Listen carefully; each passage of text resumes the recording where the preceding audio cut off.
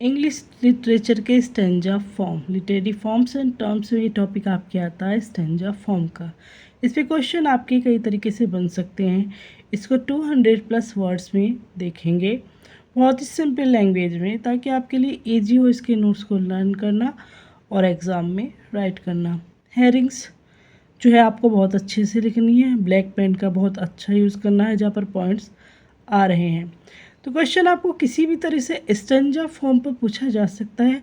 Main क्या होगा, stanza form उसमें आना चाहिए, उसके टाइप्स, एग्जाम्पल फिर आपको खुद ही लिख देने चाहिए।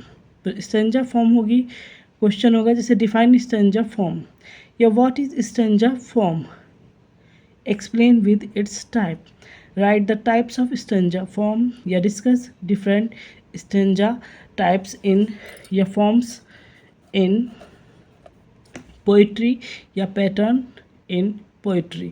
तो क्वेश्चन क्या है, मेन हमारा स्टेंजा फॉर्म से रिलेटेड होगा। भले ही टाइप पूछ रहे हैं आपसे, लेकिन आपको डेफिनेशन उसकी ज़रूर देनी है। किसी भी कोई भी टॉपिक आता है उसकी डेफिनेशन के बारे में थोड़ा सा आपको ज़रूर बताना है, चाहे 2-3 लाइन में ही आप बताएं। तो डेफिनेशन स्टार्ट करते हैं। Stanza is a structured repeated group of line in poetry defining it's rhythm and rhyme scheme. Stanza जो छंद होता है, एक स्ट्रक्चर होता है लाइन का, ये लाइंस होती है पोइट्री में जो डिफाइन करती है उसके रिदम को, उसके राइम स्कीम को। जहाँ पर कोई लाइन है, एक अच्छी तुक आ रही है, एक लय आ रही है, तुकबंदी आ रही है, एक लय आ रही है, वो स्टेंजा फॉर्म होता है, छंद होता है।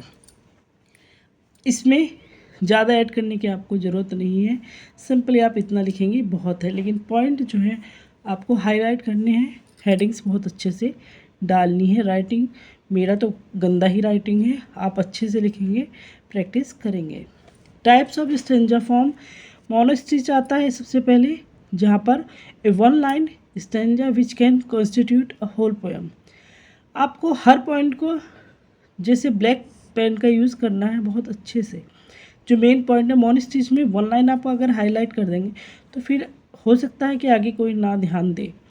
वन लाइन से मतलब है मोनोस्टिच वन लाइन, तो ये वन लाइन आपका जो है अच्छे से हाईलाइट होना ज़रूरी है। कई बार क्या होता है, एक ही लाइन में सारी जो है पोएम को डिपिक्ट कर दिया जाता है, बता दिया जाता है, उसका सारा सार एक लाइन में ही आ जाता है। रॉबर्ट ली ब्रूअर ने इसे यूज़ किया था रिग्रेट में, तो इसका एग्जाम्पल भी यहाँ पर है।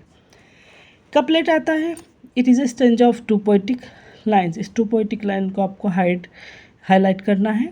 Pop used it in the rape of the lock and essay on man. तो यहाँ पर सिंपल है, पहली वीडियोस पर हमने स्टेंजा फॉर्म पर डाली है, लेकिन वो थोड़ी आपको मुश्किल लग सकती है, हालांकि वो मुश्किल नहीं, पर ये बहुत ईजी है। इसमें प्रॉपर तरीके से एग्जाम्पल दिए गए हैं और सही से डिफाइन किया गया है सिंपल वर्ड्स में। फिर आता है ट्रिपलेट और टर्सेट। ट्रिपलेट और टर्सेट तो 3 लाइन का होगा। It refers to a poetic unit of 3 lines rhymed और अनराइम्ड। आप यहाँ तक भी एंड कर सकते हैं, कोई दिक्कत नहीं होगी।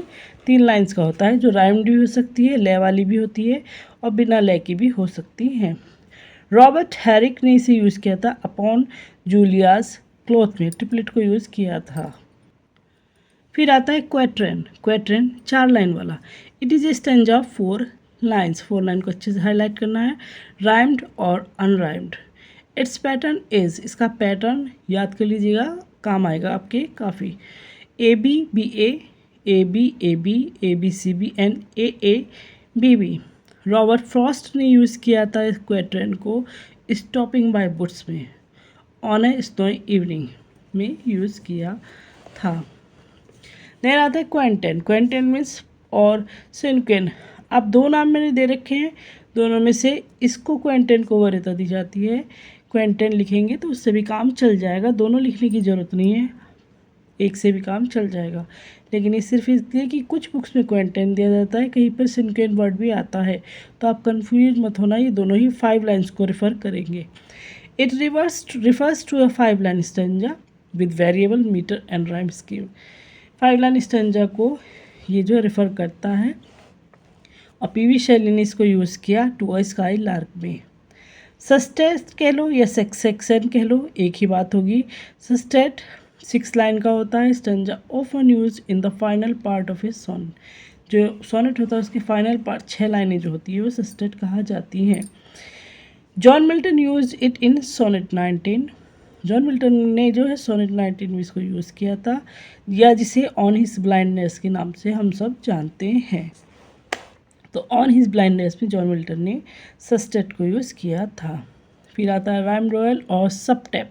सबटेप it's 7 lines stanza in iambic pentameter, और चौसर ने यूज़ किया द कैंटरबरी टेल्स में। सिंपल, यहाँ पर इस वाली जो है नोट्स में आपको सिंपल एग्जाम्पल मिल रहे हैं और सिंपल लैंग्वेज मिल रही है, तो ये मुश्किल नहीं होगा।